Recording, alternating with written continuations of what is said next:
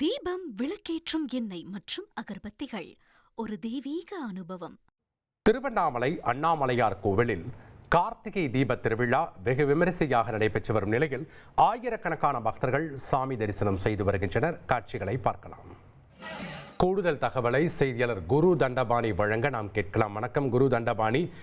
கார்த்திகை தீப திருவிழாவை முன்னிட்டு என்னென்ன சிறப்பு ஏற்பாடுகள் செய்யப்பட்டிருக்கு, பக்தர்களுடைய வருகை எந்த அளவுக்கு இருக்கு, விவரங்களை பதிவு பண்ணுங்க.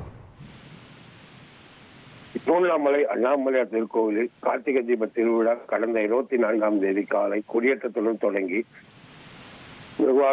சிறப்பாக நடைபெற்று வருகிறது. 3ஆம் நாளான இன்று காலையில் விநாயகர் மற்றும் சந்திரசேகரர் பூத வாகனங்களில் எழுந்தருளி மாட வீதிகளில் வலம் வந்தார்.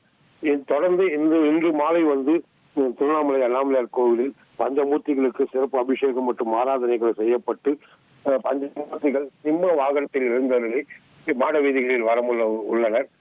தற்போது கார்த்திகை தீப திருவிழா நடைபெறும் உள்ள நிலையிலும் மேலும் ஐயப்ப பக்தர்கள் அதிக அளவு திருவண்ணாமலை குவிந்து வரும் நிலையிலும் அண்ணாமலையார் கோவிலில் சுமார் 2 மணி நேரத்துக்கு மேலாக பக்தர்கள் நீண்ட வரிசையில் காத்திருந்து சாமி தரிசனம் செய்து வருகிறார்கள். இன்று 3ஆம் நாள் திருவிழா வெகு விமர்சையாக நடைபெற்ற நிலையில் நாளை இரவு பஞ்சமூர்த்திகள் காமதேனு கற்பக விஷயத்தில் வலம் வர உள்ளனர் என்பது குறிப்பிடத்தக்கது. நன்றி குரு தண்டபாணி, உங்களுடைய தகவல்களுக்கு. தீபம், விளக்கேற்றும் எண்ணெய் மற்றும் அகர்பத்திகள் ஒரு தெய்வீக அனுபவம்.